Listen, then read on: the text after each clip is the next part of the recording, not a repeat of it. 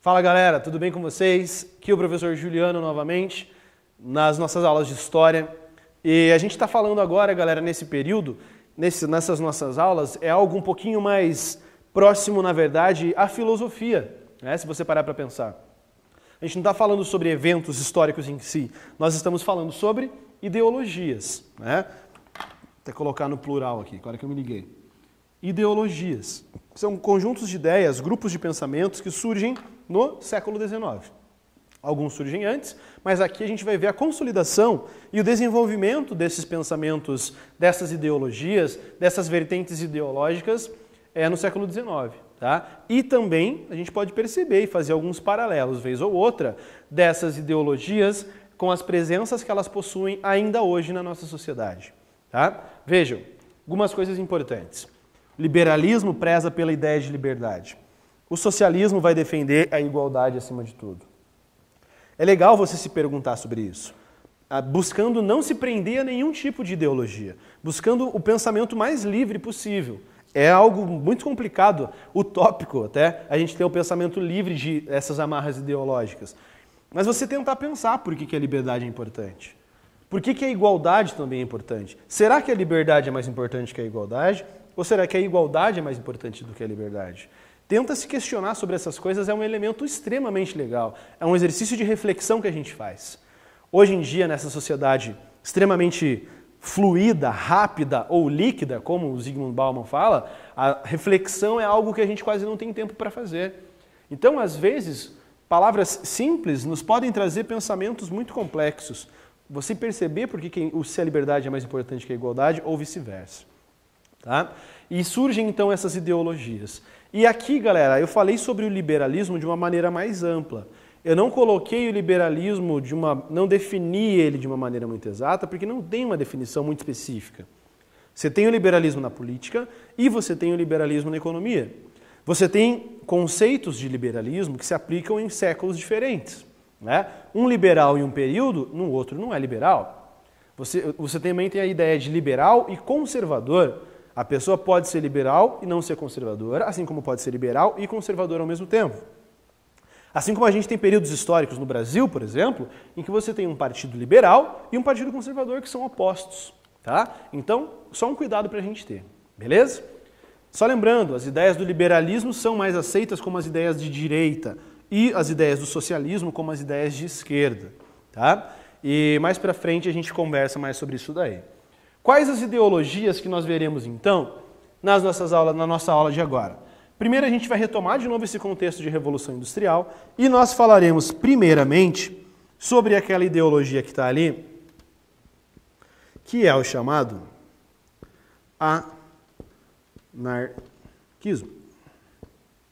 Depois do anarquismo, a gente vai falar sobre a doutrina social da igreja, legal, né?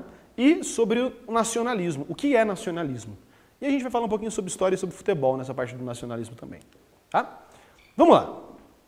Nesse contexto do século XIX, nós temos o desenvolvimento de todas essas ideologias ao mesmo tempo. Ao mesmo tempo que o Karl Marx está defendendo as suas ideias, a gente tem o John Stuart Mill, por exemplo, defendendo as ideias do liberalismo. Tá? As ideias do Adam Smith se propagando também durante o século XIX. E de outros pensadores liberais e também de outros pensadores socialistas. Tá? O Marx também vai ser criticado por outros socialistas. Tem um filme sobre ele chamado Jovem Marx, em que você percebe as críticas que, por exemplo, o movimento anarquista fazia ao Karl Marx, ao socialismo dito científico, entre aspas. Tá? É bem legalzinho, dá para você perceber. Tá? E tudo isso está acontecendo ao mesmo tempo. Ao mesmo tempo que você tem o fortalecimento do liberalismo, você tem o fortalecimento do socialismo e você tem o fortalecimento do anarquismo também. Tá? Vamos lá. Nesse contexto de revolução industrial, de novo, aumento de indústria, aumento de proletário. Se está aumentando as indústrias, aumenta o proletário. Quem é proletário? Quem trabalha nas fábricas. Como eram as condições de trabalho nesse período? Péssimas. Tá? Isso não é perspectiva esquerdista da história. Isso é você ver, o trabalhador ficava 16 horas dentro de uma fábrica, ganhando salários horríveis. Graças a isso, surge a insatisfação com essa realidade. A realidade molda o pensamento. Por isso que a gente tem que tentar cortar cada vez mais uma expressão. Dizendo tipo assim, aquele cara, ele era à frente do tempo dele. Ninguém é à frente do seu tempo. Todo mundo é produto do meio em que está inserido. Eles só tiveram esses pensamentos aqui porque viviam da maneira que viviam nesse período. Ninguém é à frente do seu tempo. As pessoas têm ideias diferentes das que vieram antes, mas essas ideias elas podem ganhar corpo, tá? Então, essas péssimas condições de trabalho, péssimos salários, ausência de direitos trabalhistas, nós temos o surgimento aí, então, dessas ideias que surgem como tentativas de diminuição das desigualdades sociais. Portanto, se elas surgem como uma alternativa às desigualdades sociais para diminuir, elas acreditam que a desigualdade ela é construída socialmente. Tá? O que a gente tem de semelhança, então, entre socialismo e anarquismo? Isso. Acreditam que a desigualdade ela é construída socialmente e que ela não seja natural. Já para o liberalismo, considera que a desigualdade é natural. Todo ser humano é diferente um do outro. Tá? Então vamos lá. Feito essa introdução, vamos ver aqui o que é o anarquismo. Anarquismo, galera, você já deve ter visto às vezes, aquele Azinho assim, ó, aquele A desenhado dessa forma. Aqui a gente tem o chamado o anarquismo, né? O Cazuza tem um disco dele chamado Ideologia, que você tem lá esse A na capa e tal. A galera do punk rock gosta de grafitar esses anarquismos espalhados pela cidade. Você já deve ter visto. O que é anarquismo? Vamos lá. Vamos ver o que vai significar. O prefixo A, ele é um prefixo de negação. Então, ele é sem, ou, de certa forma, não. Arquismo, ou auarquia, vem de governo.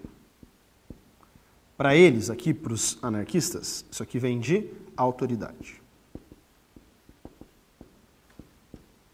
Letrinha lasária. Anarquismo. Olha só. Os anarquistas, diferentemente dos socialistas, que eram contrários à luta de classes, porque eles achavam que tinha o opressor e o oprimido. Quem era o opressor? O dono do modo de produção. Quem era o oprimido? O trabalhador, dono da força de trabalho. Para os anarquistas, além dessas classes, dessa luta, eles vão ter também uma perspectiva relacionada à contrariedade, a todo, sem exceção, tipo de autoridade. Anarquismo é uma ideologia que preza a ausência de um governo, a ausência de uma organização que tenha autoridade. Toda instituição, os anarquistas eles são contrários a qualquer instituição que imponha autoridade. Exemplo, são contrários ao Estado. O Estado não tem que te dizer o que é certo ou errado. Você que tem que decidir por conta própria. Outras instituições, então, eles vão criticar o Estado. O que mais? A igreja. O que esse padre está querendo dizer para mim o que é certo? Quem ele pensa que ele é? É isso que eles dizem. Tem uma frase anarquista clássica que fala o seguinte: o ser humano só será livre quando o último rei for enforcado com as tripas do último padre. Olha que frase pesada.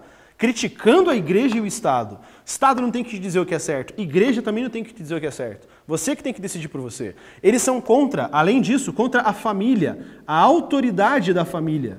Por que o pai tem que mandar e os filhos têm que obedecer? Eles são contra a todo e qualquer tipo de autoridade. Tá? É isso que a gente tem aqui do movimento anarquista sendo importante. Eles criticam todos os tipos de autoridade existentes. Eles também... Agora, um ponto que eles têm em comum com o liberalismo é que eles defendem a liberdade. Eles acham que o ser humano tem que ser livre. E agora, falando aqui de onde eu vivo, né, aqui de Curitiba, a gente tem a principal experiência anarquista na chamada Colônia Cecília. Foi uma colônia aqui nas proximidades, na região metropolitana de Curitiba, em que foi tentado colocar em prática essas ideias anarquistas. Um grupo de italianos comprou um terreno ali e foi tentando criar uma forma de vida totalmente livre, sem controle de Estado, sem religião, nada disso. Deu certo? Não. Depois disso, os membros dessa colônia Sicília, um deles, o cara chamado Ugo Cini, fundou uma empresa de refrigerante chamada Cini. Então, o cara era anarquista, contrário a tudo, acabou se vendendo no sistema e se tornou capitalista. ironias que a história nos propõe, né? Então, o anarquismo vai ser contra qualquer tipo de forma de governo, qualquer tipo de autoridade, ok? Beleza? Escrevi um pouquinho ali porque achei importante, né? Aqui a gente tem os principais pensadores do anarquismo, Pierre Proudhon e o Mikhail Bakunin, né? E o Piotr Kropotkin. Principais, Proudhon e o Bakunin, até hoje, tá? A galera do movimento punk rock na década de 70 para 80 vai se utilizar dessas ideias aqui, criticando Estado, criticando igreja, criticando família, certo? Doutrina social da igreja. Essas ideias aqui, socialistas e anarquistas, prezavam, em teoria, uma sociedade mais igualitária, certo? E essas ideias vão tomar conta, vão chegar também e vão influenciar o pensamento da Igreja Católica. Então nós teremos uma doutrina social, uma doutrina que busca o bem-estar da sociedade, uma melhora nas condições de vida do povo, pobre principalmente, tá? Que a gente vai chamar de doutrina social da igreja. Olha só, a inspiração socialista de uma mudança na sociedade não era exclusiva dos meios intelectuais e operários.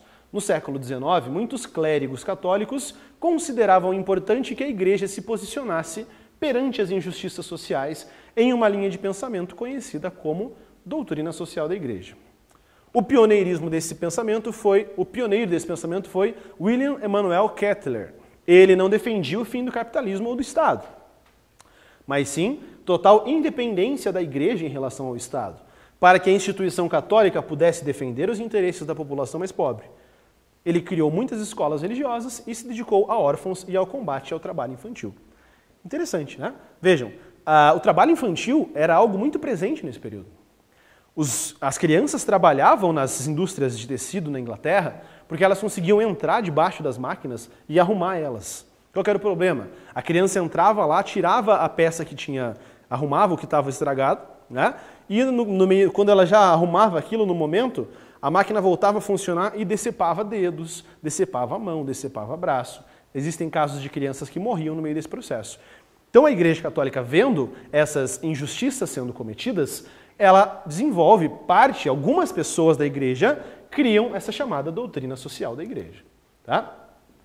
Outro ponto, e último dessa nossa aula, nacionalismo. Isso aqui é importante. Professor, os outros não eram? Claro que eram, todos são. O que é nacionalismo? O que é nação? Estado e nação é a mesma coisa? É ou não é? Tem uma música da Legião Urbana que fala, e o nosso Estado que não é nação. O que significa Estado? O que significa nação? Qual que é a diferença entre essas duas perspectivas? Estado é uma instituição.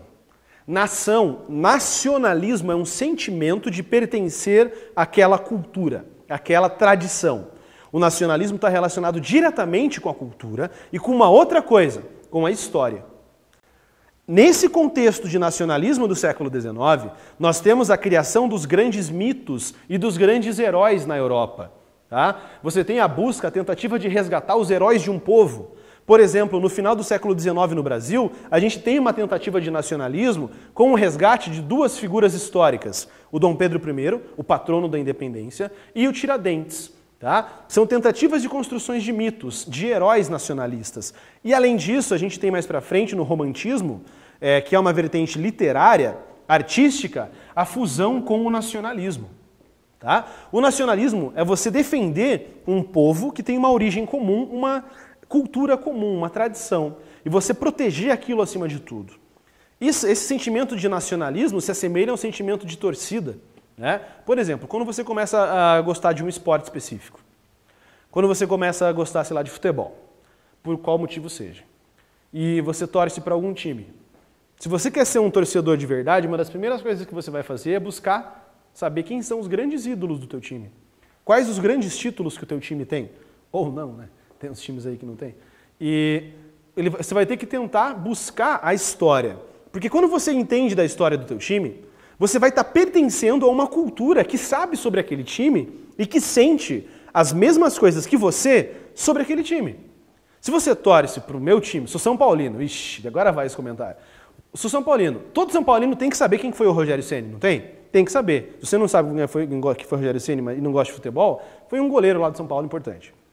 Quando você estuda a história desse seu time, você está conhecendo mais sobre aquilo, você sabe que outras pessoas também sabem a mesma coisa que você e que gostam dessa mesma coisa que você. Então tem esse sentimento de torcer por algo. O sentimento de nacionalismo se assemelha muito a essa ideia.